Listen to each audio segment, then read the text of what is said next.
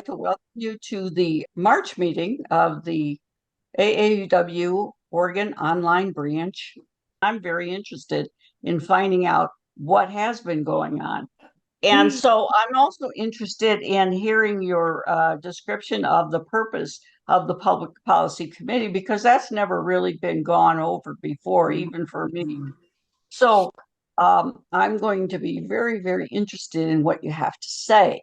I'm going to just let you take it away. Rand is going to handle the tech end and share her screen so that you can talk to some of the things in the branch public policy toolkit. So take it away. We've practiced this, so we're ready to go. We're ready to go. We're ready to go. And Pat, now we talked a little bit about kind of being somewhat informal about this, and if thinking about if you have a question, put your hand up and we'll answer it. As we go along. Lisa and I have been working together for how long, Lisa? A year. A year. Prior to that, our dear Trish had been in the trenches and doing a beautiful job for about 8 years. So I think it brought us to a really good point, particularly around the very professional way she was dealing with the bills and the relationships with other kind of like-minded organizations. So that was key. And we've taken advantage of that, haven't we, Lisa? Mm-hmm. And move that along. We're very happy to talk with you. We're taking a little bit of a different stance in moving forward. And I want to talk a little bit about that to you. And Pat's knee deep in this as well. We're all kind of working hard trying to put together kind of a new model. So I guess what I'd like to do to start is, Randa, how about putting the purpose on for us and getting started on that? Now we started looking at this kind of differently when we started working together on public policy. And what we decided to do is we decided, frankly, all public politics are on the strongest are on the local level. I mean, that's where we move up things that happen in the local levels, and we help bring people together around issues that they all agree are important issues. But ultimately, the key, I think, to a real strong organization is your ability to have your branches, particularly in AAUW, really develop their advocacy and fine-tune their understanding of the legislative process and keep their eyes open. And so, we need to be discussing more with them what's going on a local level. And we'll talk a little more about that. We found out some interesting things. So the committee purpose and goals are really tied up a lot in looking at the larger committee kind of in two pieces. And we'll start first with the full committee purpose. And that is to serve as a clearinghouse, communication center, and public policy advocate on behalf of AAUW of Oregon branches and members, and to encourage engagement in statewide and local public policy efforts that focus on the AAUW mission. So strengthen that connection and help branches really be able to suss out what's going on in their communities and how we can help them move issues that are important to them, particularly around things that, again, align with our mission as AAUW. The goals are to restructure committee processes, which we've done, and protocol to align with the purpose, expand committee membership, align all of our communication, and help branches develop their capacity to support state legislative bills and local priorities. That's really a big key on this. We have two committees that are working, or subcommittees, in the larger committee, and there is a lot of communication going on between the two. One committee is headed by Lisa, and she's very good at this. And she works on a bills analysis committee. And that does a lot of the, analyze. She'll be talking a little bit about what she does, but basically it's the people that do best on reviewing bills, matching them with our priorities and the things that we feel are important for women and girls, and then following them, developing testimonies and advocating for those on a local basis as well as a state basis. The second subcommittee is coordinating with branches, and that's the one I do. Pat Lehman is a member of that. And what we do in there is we've divided up all the different branches to about 4 or 5 of us. And we communicate with each of the branches on a quarterly basis. We talk with them about what's coming up. We listen to what they're saying and what concerns they may have around public policy. And there's been a lot coming up around book banning, around public, not state, but school boards, a lot of things going on in those areas that are really concerning for the branches and how we move that forward. And we're trying to do different ways to help them advocate for those areas that they feel strongly about. So we've been doing lots of different kinds of things, and we'll go into that a little bit more, specifically dealing towards individual branches. Okay, the next is going to be who are in this group. There's about, 14 of us, Lisa? I've never counted. Well, 2, we're 3, always looking for more, aren't we?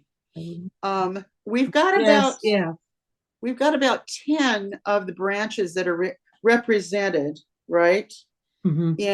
In our committee, and we're always looking for more because we also use the community, or rather the committee, to help keep communication going on between the branches and what's going on an ongoing basis. So as you can see, I see Mary Pat's on this, Pat, Sue Clumph, Sharon Noon, Diana Ricks. We've got some new people on here, and we're trying to basically get more people on here. The more, the better. So this is the group. All righty.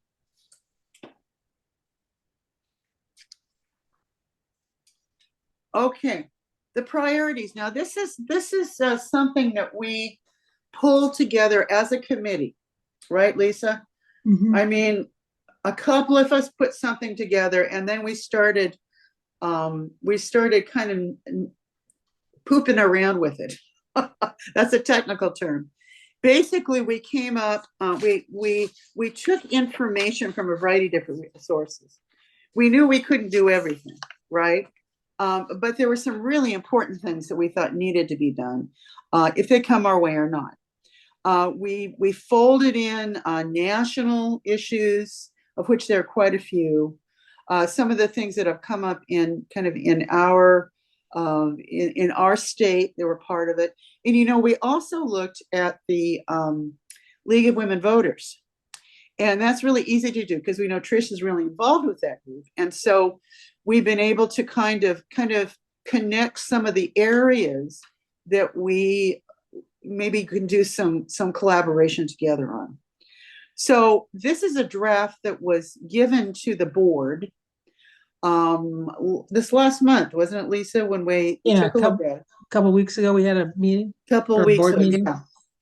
It's a draft, and basically they seem pretty happy with it. It needs to go, I believe, to the annual meeting, doesn't it, for the members? Yes. Is my understanding? Yes. Okay. And so this is great, but it's a piece of something that we need to have everybody comfortable with. It's for the next biennium, 24 and 26. And I'll go through very quickly on this because you'll be getting copies of this as well as we get closer to the annual meeting. So there are 5 major areas. One is support a quality, fully funded K through 12 and higher public education system. And this is around, supporting gender equity in Title IX, opposes policies that support book banning or curriculum censorship, of which we've got a bit of an issue here in Oregon around that. And advocate, again, for STEM and the CHIPS program, the civics, history, and political science. And CHIPS is particularly important because I think in 25 is when the state is actually going to start getting down and dirty on what the curriculum is going to be used for civics and all that.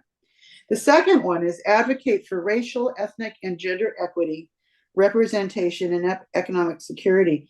We pulled in, of course, the Oregon's Equal Pay Act, and we'll be talking a little bit about that with some hiccups we're feeling.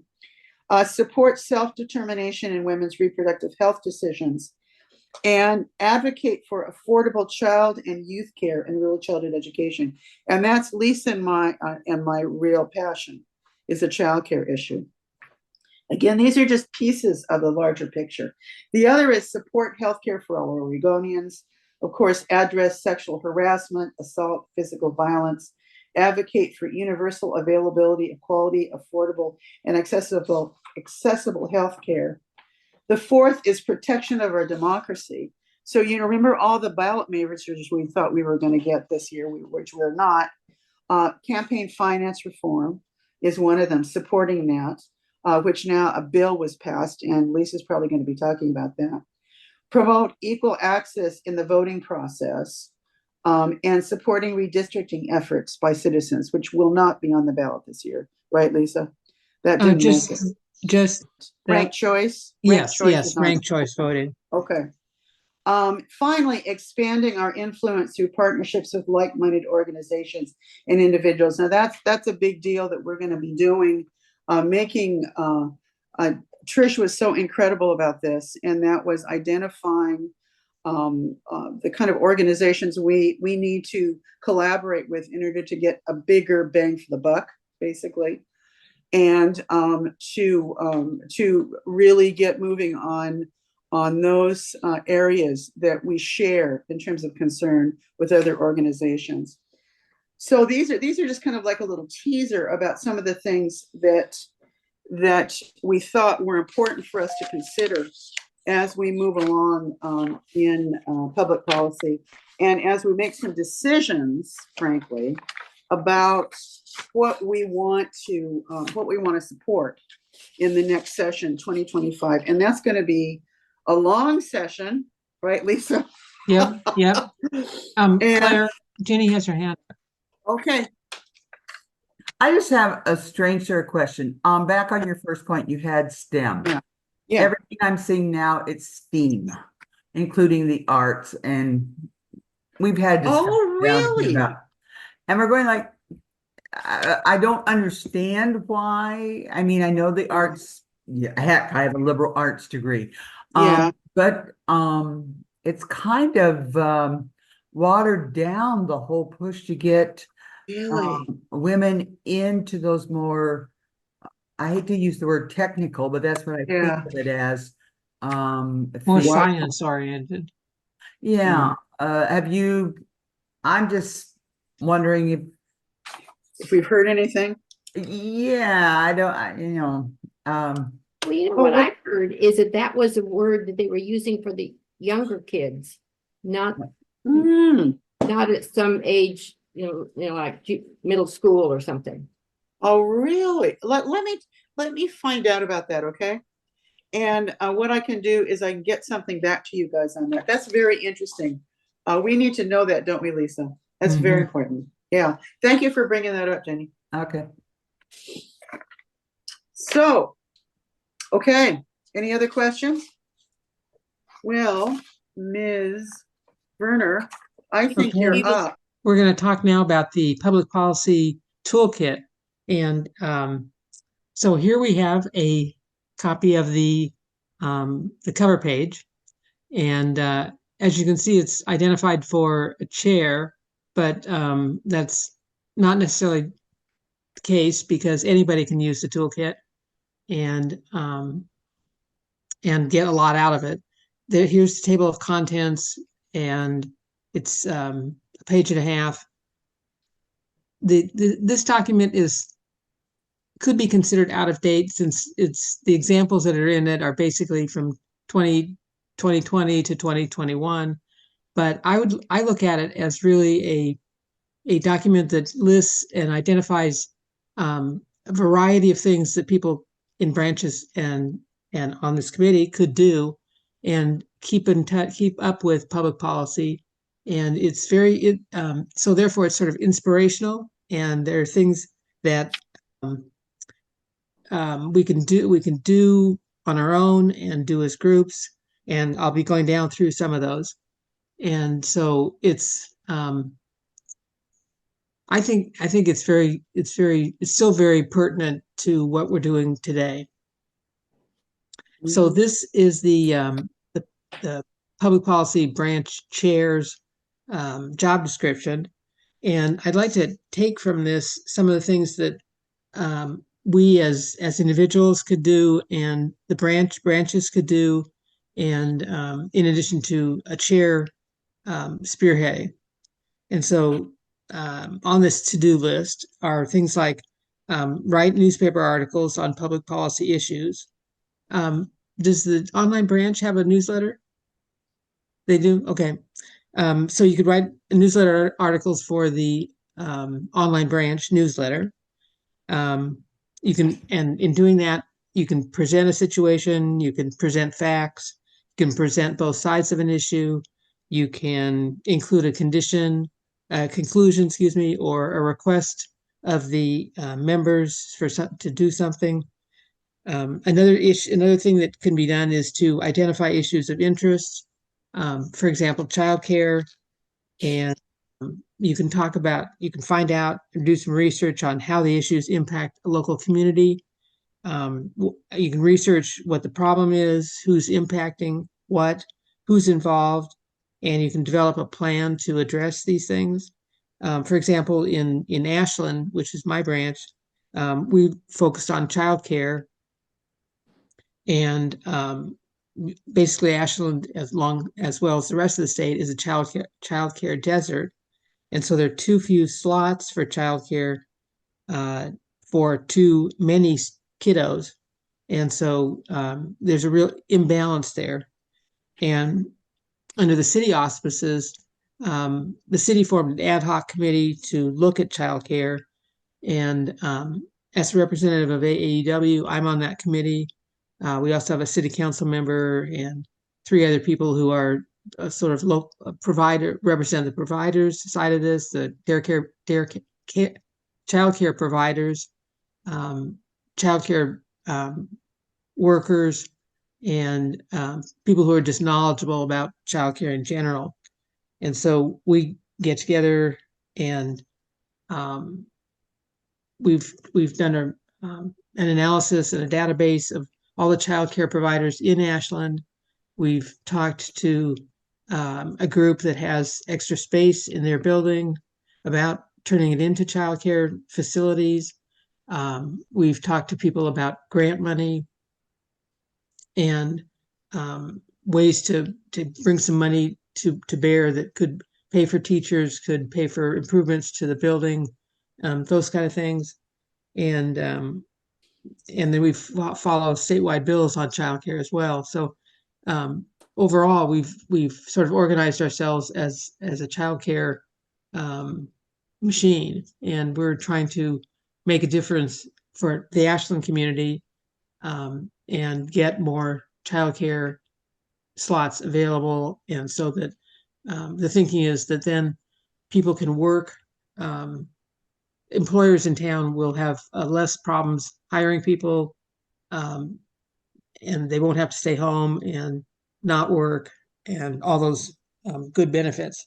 So that's an example of how you could take an issue, do some research, pull together some other people, figure out who's involved, and come up with a plan to address things. And so gathering people together is good. You could start a public policy committee if it's all AAUW folks. You can coordinate with other groups, and things that you can do as a group. If you bring a group of people with you, are you can do table tabling at rallies and events. You can do letters to the editor. You can do get out the vote events. And as somebody just on an individual basis, as a personal contribution, you can sign up for AAUW's 2-minute activist. You can also subscribe to the National AAUW's action alerts and to their AAUW Washington update, which comes out monthly, and it's a newsletter. So there are a number of things that can be done both on a group level and on an individual level. And additionally, you can hold candidate and issue forums locally. You can attend Lobby Day, which we'll talk about in a little while.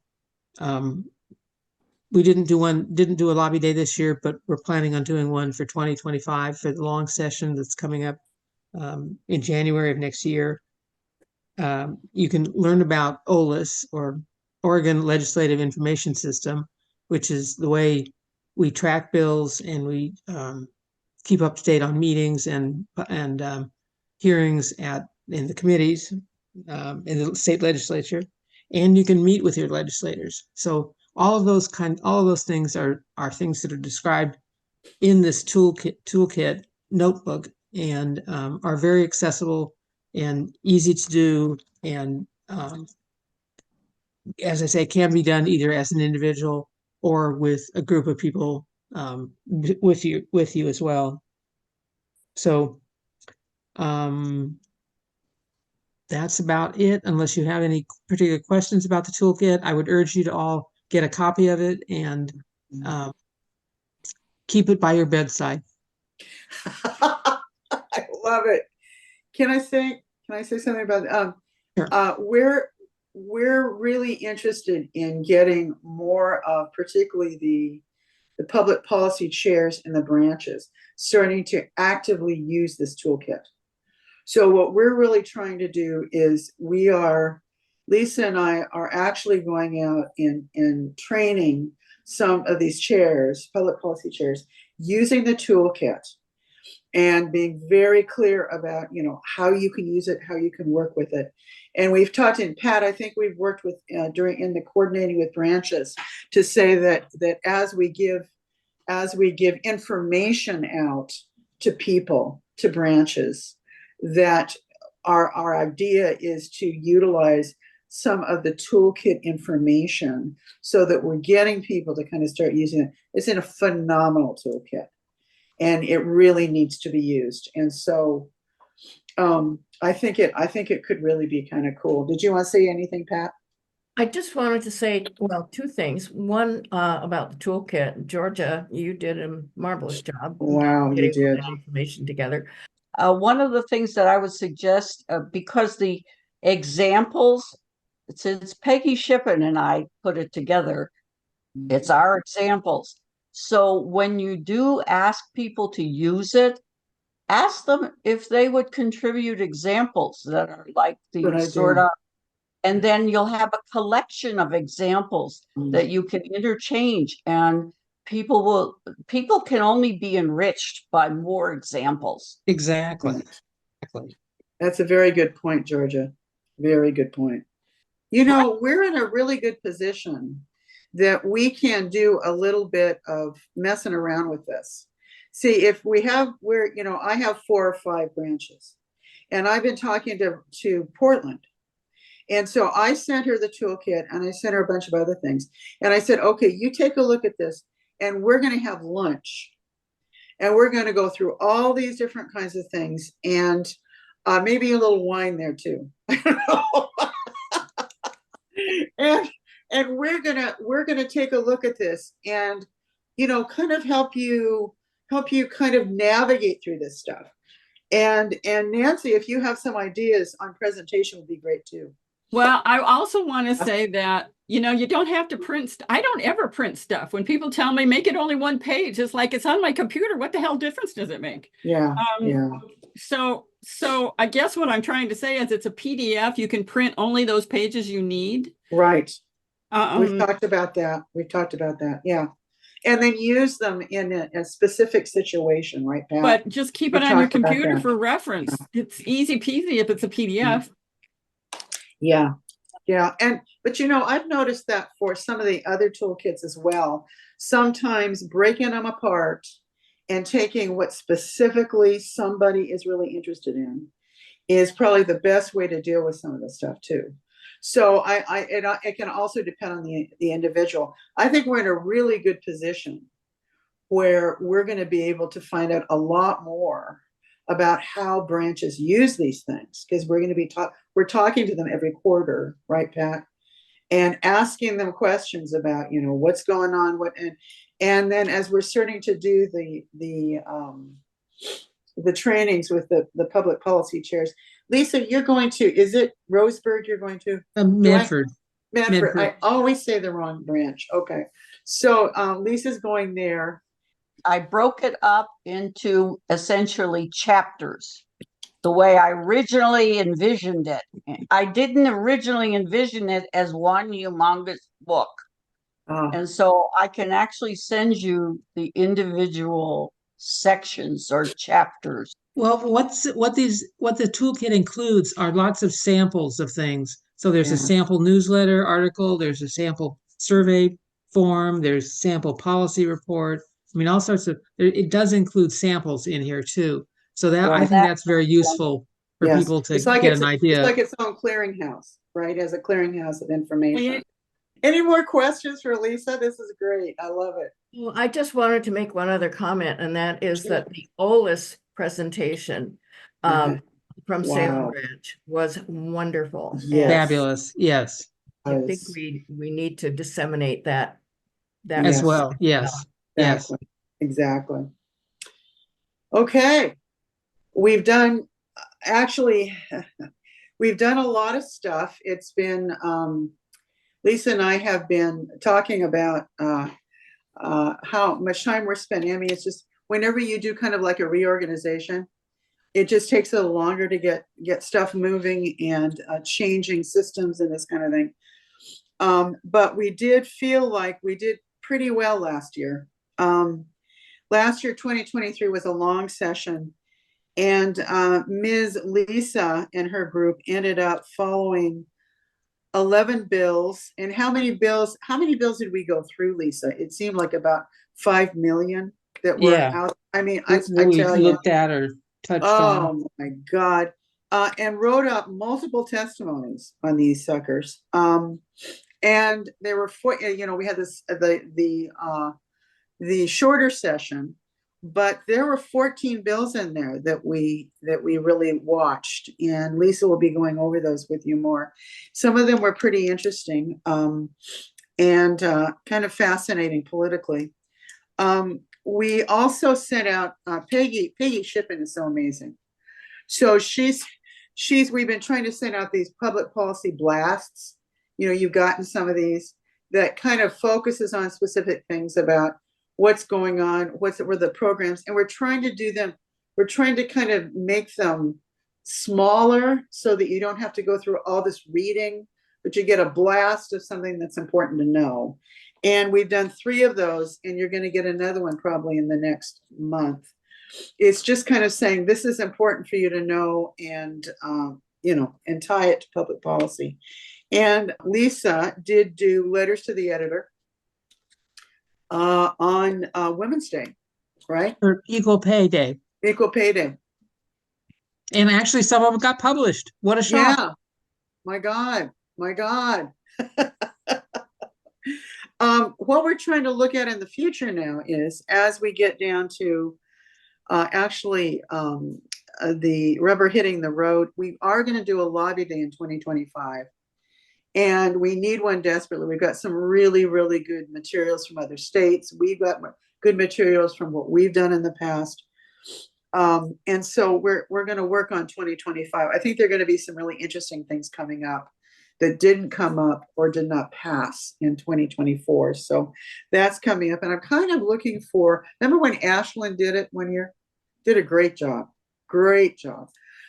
And we could help them. So Lisa, I know you're looking at me going, you got to be kidding me. But maybe we could find one of the branches that are willing to kind of help put it on and say, we'll figure that out. But that is going to come. We've got a year to figure that out. Oh yeah, thank God. Also, we want to continue with the bills and the testimonies. They were very important. We want to look at continuing to talk with the branches. I talked with you about that we do that every quarter, and doing programs to kind of meet their needs. And we've done that this year, and we're going to continue doing it. And we're working with Pam, not Pam Marsh, but Pam Shea. Shea. We're working with Pam Shea. So we're trying to coordinate stuff. So we're not, we all have the good information and can make good decisions about programs. We also are going to continue training branch public policy chairs and sending out the blasts as we come up, and we're going to be talking with the chairs next year. And also we're looking at this whole collaboration thing with like-minded organizations. And we'd like to see that happen also in the local areas. I'm from Hillsborough, Forest Grove. We got a great relationship with the League in Washington County. And there are things that we can do together on that we're going to continue to do. So we need to find more of those kind of organizations. Now you're going to have to listen to me in my voice again. So let me tell you a little bit about what we did with the branches. We interviewed 19 out of 21, which is not bad considering that we've had branches that didn't want to even come close to public policy. They have no interest in it. Well, we're still going to be working on them, okay, but in a nice way. All right. We interviewed 19 out of 21. We've been keeping track of them, and we've been archiving all this information we're getting from them. So we're looking at how we can get some scale in some programs, or putting branches together that would do well together in working on a specific project. And this last year, we did one program on OLS that Lisa was talking about. We've got one coming up in April during the annual meeting on book banning. I think it's going to be really interesting. This is a big deal out there in the branches, you guys, the book banning issue. And then we're going to be, Linda and I in the fall are going to be analyzing any of the ballot measures that make it on the November ballot, and that kind of thing. So we're going to be doing that. So that's kind of what that's a branch update. The other thing that I think is really most interesting, to me, what's interesting is when you talk to branches and you really get down and figure out what's going on. Okay. And one thing we're finding is a really interesting thing around Title IX. Now, I talked to some of you about this, I think, and that is okay, how do I put this? I don't want to be political, but I'm going to anyway. Okay, there was a lot of changes during the previous president's term around what was going on with Title IX. Now, I don't know if you guys followed that, but it was pretty bad. And so it took women out of a lot of times talk out of their, trying to move forward on dealing with harassment and sexual harassment and this kind of thing. And so a lot of the laws and the policies coming out of Title IX were really, really changed, not to the betterment of women and girls. The Lobby Corps our National Lobby Corps back east has been working to reverse some of these things. And the way that it's affected, Title IX has affected, is here in Oregon so far, has not been the issues around not being able to get any satisfaction out of reporting somebody for harassment, but out of the kind of programs that the branches provide on many different things, STEM and that kind of stuff. What happened to us was that we were told, and I'm sure all of you have gotten this information in I think it's a couple years ago.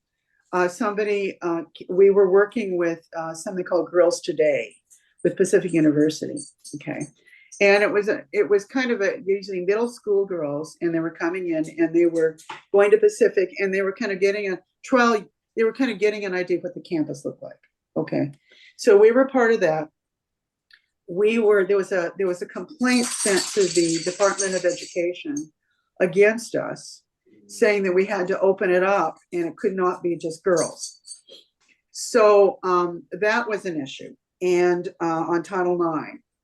So we are at the point, our branch is looking at how we might look at outside of the public funded education institutions and look at something else, either through, I don't know, through trades or something like that. So that's what we're looking at. And I think some of the other branches are looking at how they make the changes needed in order to open up these programs to boys and girls. Okay. So that's one issue around Title IX that we're trying to get some sense from our national on what changes are going to be made in Title IX that has affected our branches. That's one. Yeah, Lisa.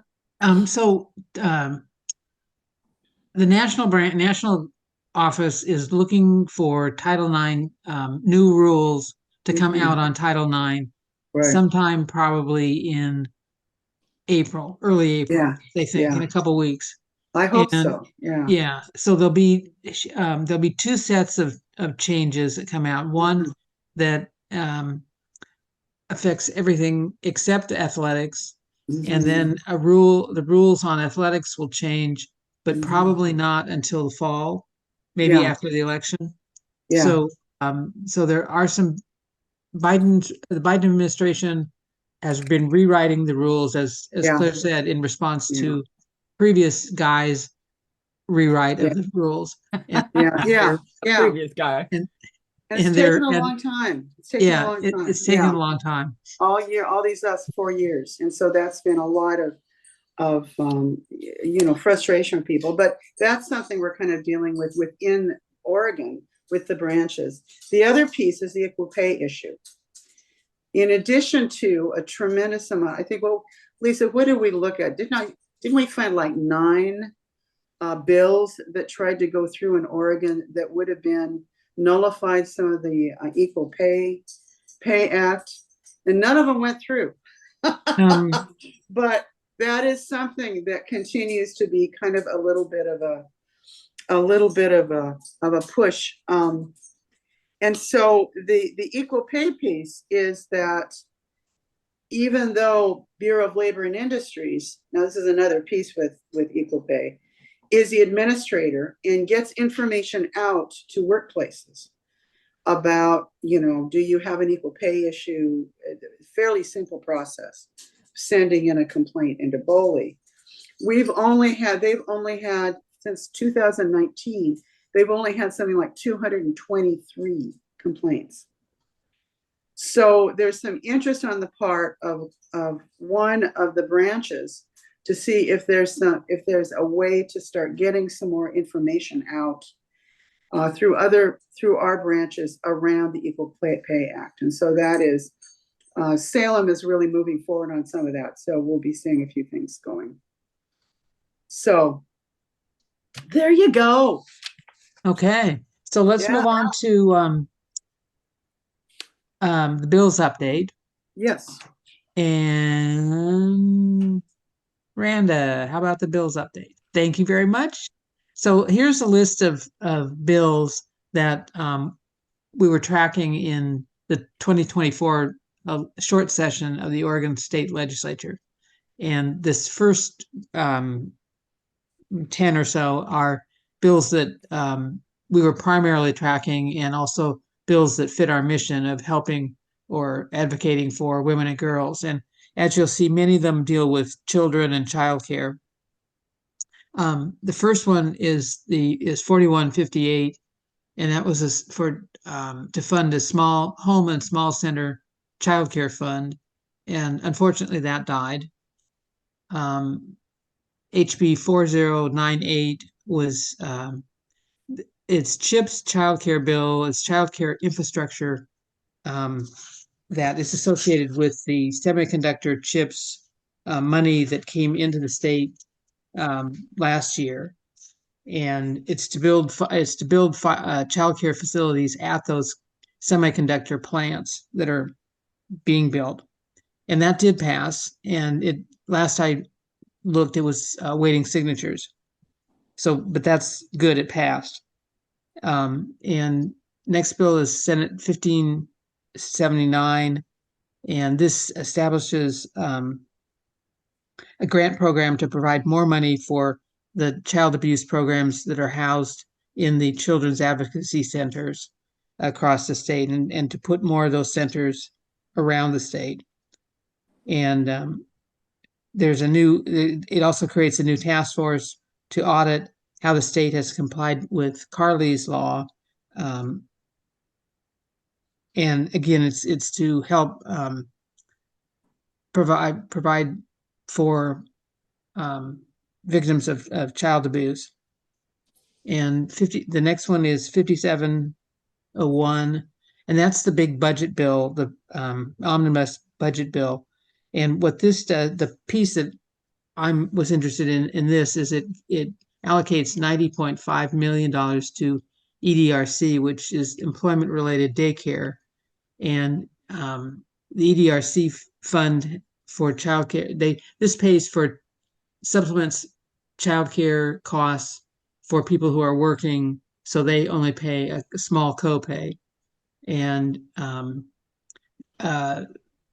they opened it up last summer, and it was oversubscribed. So there's a waiting list started as of November 1st, and the waiting list grew exponentially just over November and December. So the state is now putting in more money into the EDRC fund to deal with the existing backlog, and they also allocated $64 million to reserve for future ongoing work. So this is really important for people who need childcare, do have a job, and what it does is supplements their ability to pay for the childcare. Because what we found is for childcare, the issue is many people just don't have the money to pay for childcare, and that's why they make a choice between working and not working. And it's really a sad situation that we just cannot let continue. And the next one that's on the list is SB 1583, and this is the bill that Senator Frederick introduced that would prohibit discrimination for textbooks and instructional materials, program materials, library books, and all those things that are used in public schools. And unfortunately, this was going great guns through the House, and then a group of senators in the Senate said, "Oh no, can't do that." So it died, unfortunately. But I think it'll be back next year. And next bill is 1538. Yeah. 1583. Yes, I'm sorry. Yes. And that No, 1536. 1536. Oh, Mhm. yeah, okay. That's and a 15-week abortion bill called for prohibiting abortions after 15 weeks without determining a reasonable or probable gestation period. And fortunately that died. So I put an exclamation point there. And then HB 4037 makes gender affirming care for youth illegal. That also died. 4054 allows would have allowed discrimination against transgender athletes. That died as well. And then HB 4050 would have weakened the fair pay laws, and probably due to our contribution of a testimony for this bill, against this bill, it died. And then the next one is 4082. And this is funding for summer learning grant programs. And this is basically summer school for kids who need help, mostly as a result of the pandemic, but kids who are still lagging and need help. And the thinking is that summer is the perfect time to keep them engaged and keep the learning continuous from year end to year start. And that did pass. So yay for that. And now we have a nifty fancy page that says, then there are also some other bills that I just put on here that may impact women and children, things that we were following for one reason or the other. The omnibus measure to omnibus bill to address Measure 110 did pass. I think you've probably heard a lot about that. It's going to set up new ways to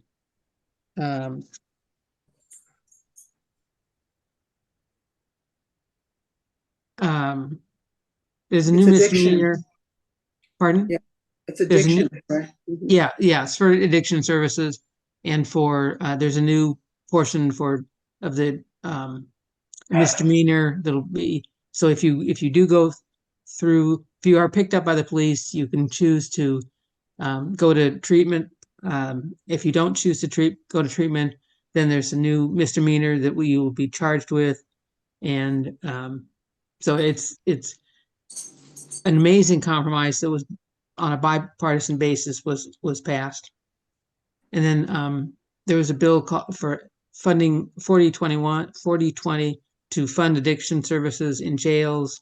And we thought this had good potential because it would apply to Coffee Creek, which is the women's prison, and would help get some addiction services actually in the jails that sort of, we figured this was a companion to the Measure 110 bill, but it died, unfortunately. And then there's, in terms of affordable housing in communities, 4099 would guarantee cities deferral payments for their deferrals of system development charges like utility fees and that kind of things that the cities charge when developers are building new housing.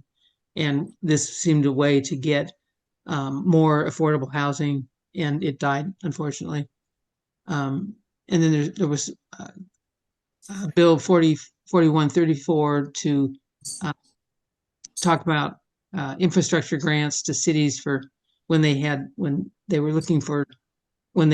developer promised that 30% of the new housing would be affordable, then they would be eligible for some grants. And this did pass, so that's good. So it should help communities build more affordable housing, and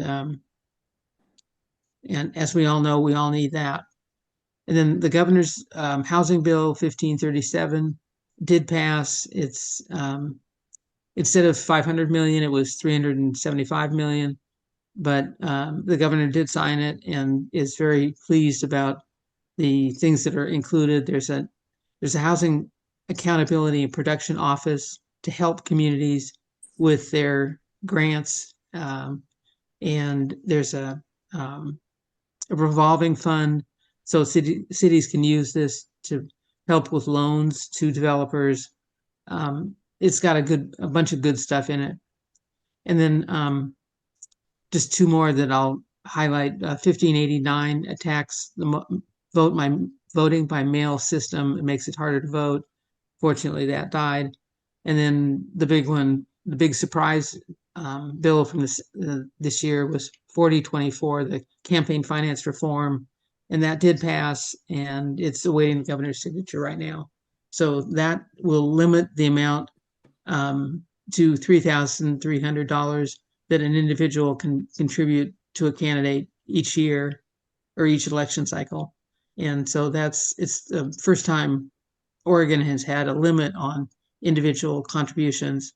And it then alleviated the need for to put a referendum on the ballot for IP9, Mhm. which Right.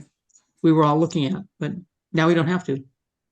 So those are the bills. It was a really strange session in that it had much more bipartisan compromise, get alongness than, especially in contrast to last year. And so things actually did come out of the session, and it actually adjourned early. So who can tell? Great. Questions? Okay. One last thing, guys. What do you all, here it is. What do you all know about this open membership? Anybody been getting information about it? Randa just did a session at 4 o'clock this afternoon. So you've already gotten the information. Okay. Well, this is well timed because, we're at the end of the session. So this, all I have here, and I was going to make a few comments, but I think it sounds like you guys have already gotten the information, is this is from the National. And it was kind of interesting that it had information in it that I thought was interesting. But do we need to do any discussing on this, or do you guys have all the information? Any questions, anything? Because I don't want to go into this again if this is something you guys already. And this is right from except for that one paragraph, the top paragraph. Yes. It's right from the national website. Yeah. Yep. Sounds like you guys have already gotten the information, and I know that isn't Linda's doing this as well, isn't she? She's going out to the branches that are wanting more information. So that's She's going to a couple branches, and Okay. I know that the other that Catherine is going to Yeah. a couple of branches. good. Good. Okay. Yeah, the Great. point of this is to have a national AAUW vote on this in basically the month of April. So Right. we're all going to be sent invitations to vote, Yeah. and April the idea 3rd. is to educate everybody. Well, and I think it's April 3rd through May 15th. It is. Is when but you Yes. can actually vote. Yes. And I'm hoping people can talk about it. We're kind of in a new, the AAUW has, made decisions and gotten involved in public policy around a lot of, social related issues and society, and we're ready as far as I'm concerned. But that's only my kind of. All right, you guys, thank you so much. Thank you so much for all of your efforts and your presentation efforts. And thank you, Randa, for handling all the tech behind the scenes. Yes, thank you so much. Thank you very much. Onward and onward. Thank you. Take care. Thank